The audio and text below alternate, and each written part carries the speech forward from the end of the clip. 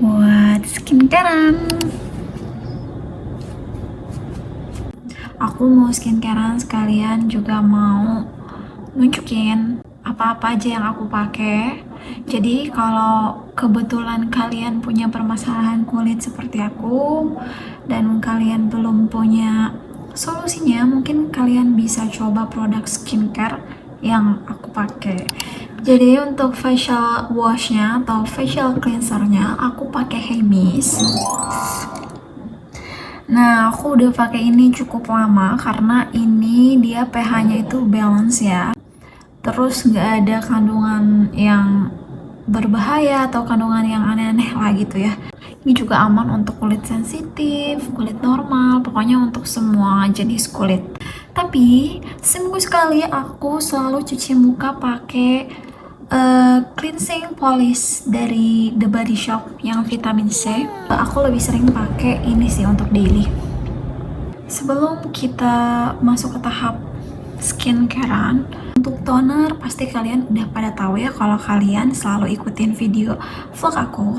Aku tonernya pakai ini. Sebelumnya aku pakai La Coco, tapi ini udah habis.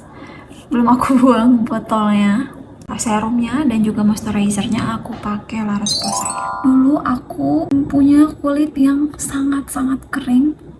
Sampai di sininya itu di kening aku ini hitam, bulat gitu, hitam, kering, mengelupas. Di sini juga kadang kering juga nih di sininya. Tapi yang lebih parah di sini soalnya sampai jadi berbekas warna hitam. Orang berpikirnya karena aku rajin sholat. Amin. Cuman itu bukan karena sholat juga sih alasannya, tapi itu memang karena kondisi kulit aku yang super parah keringnya. Untuk bibir aku pakai Pure Pau Pau. Terus biasanya juga seminggu sekali aku pakai lip scrub dari Emina. Ini packagingnya tuh lucu banget, kecil, warna pink, makanya aku beli. Tapi memang bagus juga sih, ini produknya juga bagus. Sekarang waktunya kita skincare. Karena aku gabut, aku pengen video ini panjang durasinya. aku juga mau kenalin body care aku. Nggak banyak sih, aku mau kenalin lotion aku. Jadi bukan hanya di wajah, tapi kulit di tubuh aku, di tangan, di kaki, apalagi di kaki itu kering juga. Aku ganti-ganti lotion. Aku juga sebenarnya salah sih, kayaknya emang kita semua ya pada masa remaja pasti terobsesi pengen putih kebanyakan ya, dan aku tuh salah satu dari remaja-remaja yang pengen putih. Jadi setiap ada iklan lotion di sosmed yang mengatakan kalau pakai ini bisa cepat putih, pakai ini bisa cepat putih, aku beli. Tapi ternyata ya mungkin ada efek mencerahkan, memutihkan, tapi karena kondisi kulit aku kering, jadinya makin kering kulitnya. Aku menemukan lotion yang cocok untuk aku. Aku pakai Aveeno. Ini dia teman-teman. Jadi aku pakai yang warna hijau. Yang warna hijau ini dia menghidrasi kulit sampai 48 jam. Bahkan ada kalau nggak salah yang warna biru itu sampai 72 jam. Aku lupa sih warnanya warna apa. Aku suka lotion dari Aveeno ini karena dia fragrance free, jadi bebas dari wangi-wangian yang berbahaya untuk kulit kita. Sebenarnya kalau misalkan aku itu habis makeup, habis ada acara di luar, pasti itu ada debu dan makeup nempel. Untuk ngebersihinnya aku nggak cuma pakai facial wash aja, tapi aku pakai clean balm dari Hemis juga. Ini tuh bisa ngangkat makeup aku yang waterproof, makanya aku suka banget. Aku pakai ini dulu, terus langsung aku pakai micellar water dari Garnier. Aku pakainya yang rose water. Pertama kita pakai toner dulu.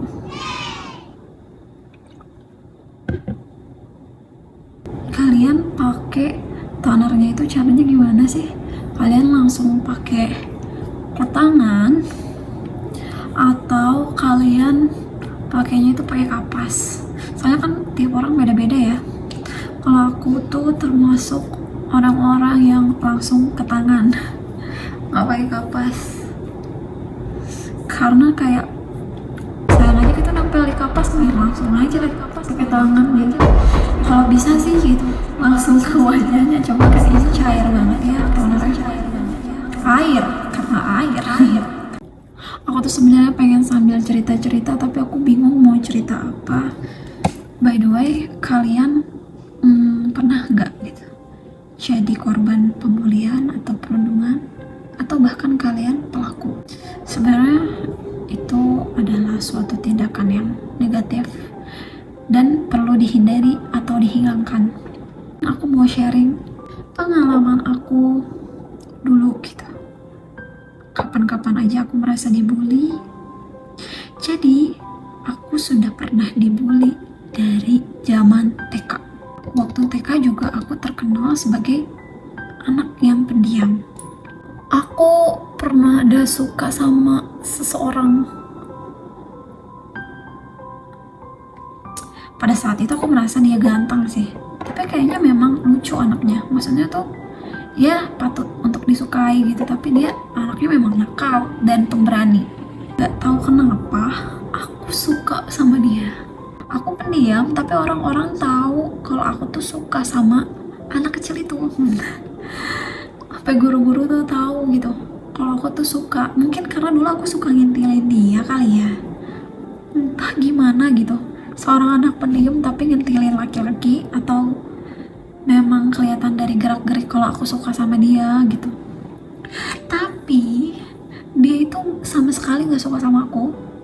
Bahkan aku jadi bahan bulian dia. Kenapa aku tuh jadi bahan bulian, jadi bahan kejahilan dia. Dia tuh jahil banget teman-teman, jahil banget. Bahkan aku tuh pernah saat mau duduk, kursi aku ditarik, aku nggak tahu kursi itu ditarik, terus aku jatuh. Anak-anak TK serame itu pada ngetawain aku, dan aku cuma bisa nangis. Dan pelakunya itu ya anak kecil itu, anak kecil yang aku suka. Terus kayak dia terang-terangan kalau dia nggak suka sama aku, malah jadi bahan bercandaannya dia, bahan ejekan dia. Pokoknya kayak seaneh itu ya, kok aku bisa suka sama orang yang membuli aku sendiri. Anak sekecil itu dibully dengan anak yang sekecil itu juga. Di lingkungan keluarga aku tidak begitu serius diajari bagaimana caranya meluapkan emosi. Jadinya aku itu lebih banyak memendam. Aku tuh tidak terbiasa untuk mencurahkan hati, mencurahkan perasaan aku. Jadi ya diam gitu. Bahkan untuk menyampaikan pendapat pun aku nggak bisa. Pendapat orang yang lebih tua itu lebih penting atau lebih baik dibandingkan pendapat anak-anak gitu. Jadi sudah tidak pernah ditanya pendapat, tidak diberi kesempatan untuk meluapkan emosi. Sepertinya juga kalau misalkan anak kecil di lingkungan ini untuk mencoba mengeluarkan pendapat, itu dianggap tidak terlalu sopan gitu. Jadi itu terbawa sampai aku remaja dan sampai sekarang. Nah, waktu SMP aku masuk organisasi OSIS. Kalau di OSIS itu bukan pembulian ya, tapi kayak semacam tes mental. Cuman banyak oknum-oknum yang menyalahkan kegiatan tersebut sebagai bahan bulian, bahan perundungan gitu. Salah pokoknya. Jadi yang membuat junior itu jadi jadi trauma. Cuman pada masa aku itu aku nggak pernah kena mental sih. Maksudnya tuh ya kalau misalkan tes mental, memang aku mentalnya dulu waktu saat SMP itu mental nggak tempe lagi, mentalnya itu tahu. Kalau misalkan dimarahin kayak dibentak dikit aja, aku nangis karena aku ngerasa gak bisa banget sih dibentak atau diomongin yang gak enak gitu. Nadanya tinggi dikit aja aku langsung nangis. Ya udah, jadinya ya setiap tes mental itu aku nangis sih, entah itu aku lulus tes mental atau enggak. Tapi senior aku itu selalu sesudahnya itu evaluasi, kayak ya mereka juga minta maaf kalau misalkan ada kata-kata yang sangat menyinggung, ada kata-kata yang kurang enak. Terus mungkin kayak ngasih tahu ke aku, kita tuh harus lebih kuat mentalnya, jangan terlalu dibawa ke hati gitu loh, karena dunia itu memang sekeras itu. Nah, saat aku SMK, barulah di situ banyak sekali tantangan rintangan untuk mental aku. Kayaknya aku lebih banyak merasakan trauma di waktu SMK. Di jurusan aku itu waktu SMK itu adalah suatu ajang untuk tes mental juga atau gimana, aku benar-benar nggak tahu. Tapi setahu aku tes mental itu nggak ada. Bahkan gurunya sendiri yang bilang tes mental itu nggak ada di jurusan aku itu. Cuman karena memang sudah tradisi pada masa aku sekolah di situ, selalu ada perkumpulan antara junior dan senior, adik kelas dan kakak kelas. Jadi di situ junior pasti selalu kena marah, selalu ada drama untuk membuat keributan di pertemuan itu yang membuat mental kita jadi pokoknya hati itu gak tenang ya, deg-degan banget gitu. Jadi by the way, waktu pertama kali masuk aku sudah ditandai sama kakak kelas. Bukan ditandai karena aku cantik, bukan ditandai karena aku berprestasi, bukan ditandai karena aku pokoknya hal-hal baik, enggak. Tapi aku ditandai sebagai adik kelas yang tidak sopan. Mungkin karena karakter aku yang sangat-sangat cuek, pertunjukan kecil seperti drama-drama kecil gitu loh. Terus aku tampil di depan kakak kelas, tapi karena satu tim aku itu nggak sesuai dengan diskusi gitu kan. Sebelum tampil kita ada diskusi, tapi karena nggak sesuai dengan diskusi, aku menyebutkan kata-kata yang kurang baik di situ. Pada saat di pertunjukan itu di mulut itu terucap, tapi nggak keras. Cuman ada saksi kakak kelas yang bilang itu, dan disitulah terjadi kesalahpahaman. Kakak kelas menganggap aku mengucapkan kata-kata yang tidak enak untuk kakak kelas. Akhirnya aku ditandai oleh 2 angkatan, pokoknya kelas 3 sama kelas 2 itu semua nandain aku. Yang namanya Sarah ditandain. Kayaknya itu masih masa-masa ospek deh, baru selesai. Aku udah nangis-nangis, aku ingin pindah sekolah. Baru masa ospek, aku pengen pindah sekolah. Hati aku bilang aku nggak mau lagi sekolah di sini. Tapi di dalam pikiran itu aku sadar aku nggak akan bisa pindah sekolah karena itu sekolah yang ditentukan oleh orang tua aku, sekolah yang diimpikan orang tua aku. Aku nggak mungkin untuk keluar dari sekolah itu, dan aku juga nggak mungkin untuk menceritakan kasus aku sama orang tua aku, karena memang aku nggak tahu caranya untuk diskusi dengan orang tua itu. Aku nggak tahu. Tatapan sinis dari kakak kelas, pokoknya omongan-omongan yang gak enak. Sampai saatnya ada pertemuan lagi, aku selalu kena. Aku berharap aku gak kena, tapi aku selalu kena pada waktu kelas 1. Bahkan pengalaman terburuk aku pernah sampai diginiin loh teman, didegungi sama kakak kelas, dan aku dimarah-marahin dengan masalah yang sama itu. Tapi aku tidak diberi kesempatan untuk menjelaskan, karena balik lagi kakak kelas yang paling benar. Jadi di situ aku harus menerima kalau aku tuh salah. Dari situ aku semakin yakin mengucapkan kata-kata, melampiaskan apapun itu sangat buruk. Jadinya aku semakin yakin kalau diam adalah yang terbaik. Akhirnya aku banyak dibenci dan tidak disukai oleh kakak kelas, sering dipanggil. Jadi kalau ada pertemuan gitu, kayak nama-nama orang yang bermasalah menurut kakak kelas aku dipanggil, terus kadang sampai dipermalukan di depan banyak orang. Sebenarnya ini sangat tidak mengenakan. Semoga sekarang sudah tidak ada lagi yang seperti itu ya. Sebenarnya tujuan mereka mungkin mereka pengen dihormati sebagai orang yang lebih senior. Jadi kita kalau ketemu sama mereka, kita tuh harus benar-benar permisi, kayak puntennya tuh sampai kayak nunduk banget. Aku sering ketakutan kalau ada kakak kelas di kantin, aku lebih memilih nggak ke kantin. Sampai separah itu, sampai membekas, sampai aku sangat berhati-hati jika aku harus benar-benar terpaksa berbicara atau ngobrol dengan kakak kelas.